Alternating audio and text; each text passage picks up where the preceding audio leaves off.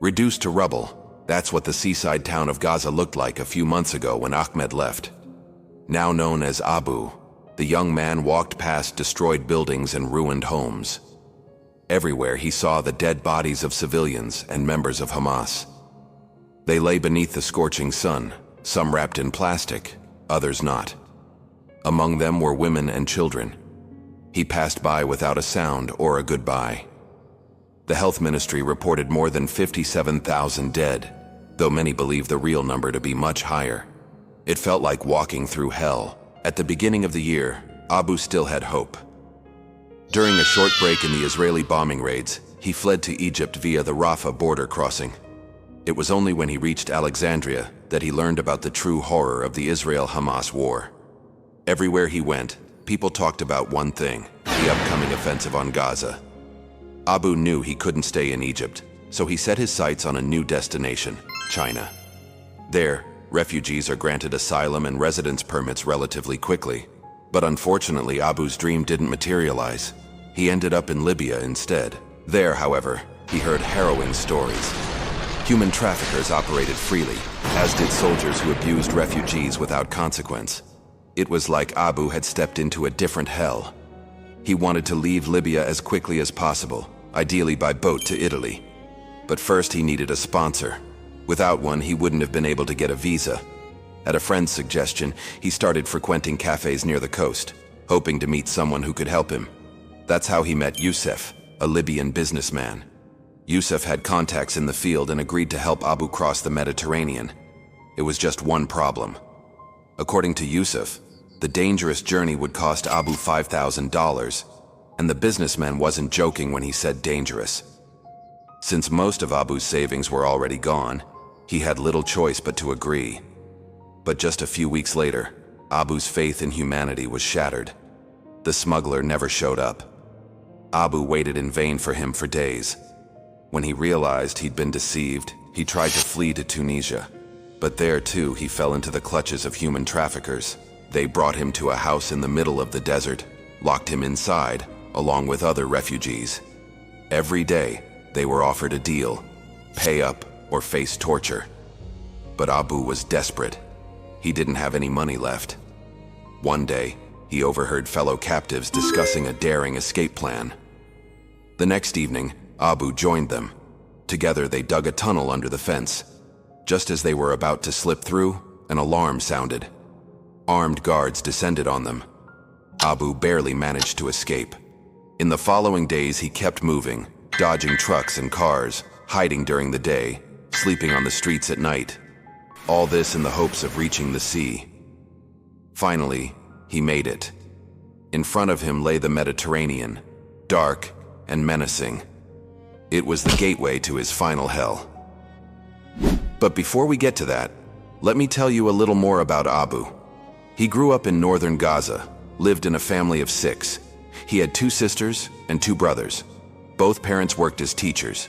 When the fighting began, Abu's life changed dramatically. He had to watch helplessly as bombs rained down on his homeland. Schools and hospitals were destroyed. Crops withered in the fields. Food became scarce. Families huddled together in shelters, praying for the fighting to end. Abu's father had a heart attack. The family buried him next to their dead dog, which had also passed away due to a lack of food. When Abu was only 16 years old, he lost his mother. She died after falling ill because she hadn't received treatment in time.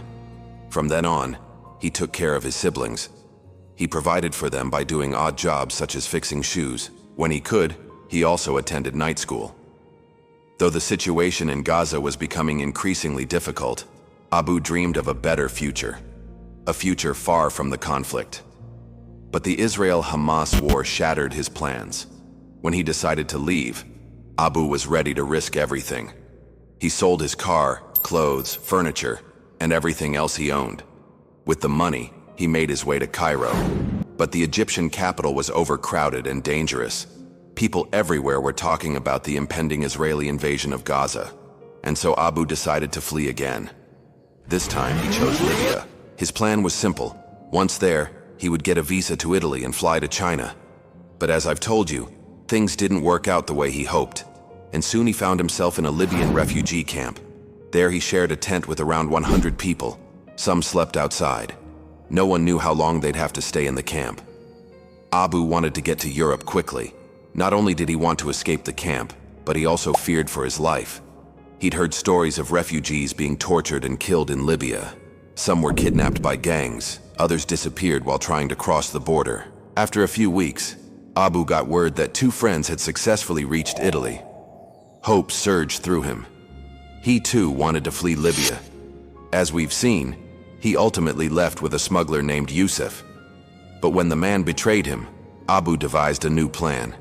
He saved up for a few weeks, then used his life savings to buy a jet ski. It was a risky move. Abu was risking everything. If the journey didn't work out, he'd be penniless. But if it did, he'd have a chance at a new life. On the day the 3 men set off, Abu was both scared and excited. The journey was supposed to take 8 hours. They each wore life jackets and helmets. The dinghy contained food, water, and a GPS. They fueled up early in the morning, then raced towards the open sea.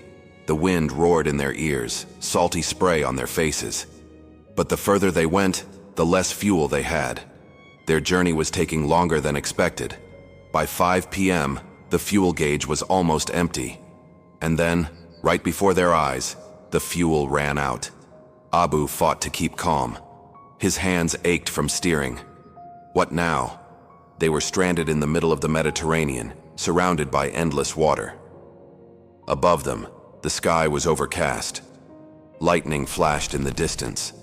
A storm was brewing. Dehydration and exhaustion were just the beginning. Sharks could swim up to 1,000 meters in search of food. Abu thought of his childhood home, his siblings, his deceased parents. He closed his eyes, accepting his fate. Perhaps death wouldn't be so bad.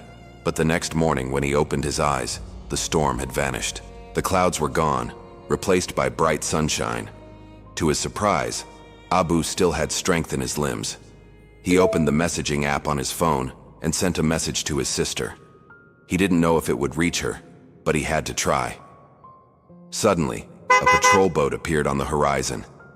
It got closer and closer until it was within shouting distance. The men on board asked, "Are you okay?"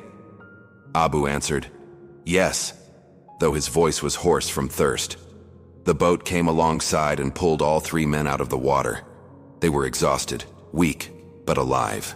The rescuers brought them to the island of Lampedusa. The local authorities registered Abu and his 2 companions as illegal immigrants. Then they transferred them to a reception center. There they received food and water. But Abu felt unwell. He had a fever, probably malaria. Later he was taken to a hospital on the island. His blood tested positive for the disease. Fortunately, the doctors managed to save his life. After spending a few weeks recovering in a refugee camp on Lampedusa, Abu set foot on the Italian mainland. He traveled to Sicily, then to Genoa, before making his way north to Brussels. Finally, he entered Germany, where he currently lives in a refugee shelter. He can't yet travel freely around the country. He has to wait until the government decides on his asylum request. Abu often thinks back to his amazing adventure. It seems surreal to him that he survived. Looking back, he knows he was lucky. If the storm had hit the day before, he and his companions would have died. If the patrol boat hadn't spotted them just in the nick of time, their fate would have been sealed. Abu wants to honor those who weren't as fortunate. He believes they deserve to be remembered. In the meantime, Abu is getting ready for his new life in Germany. He wants them to dare to follow their dreams, even if the path seems long and arduous. Abu's journey is far from over. It's just taking a new direction.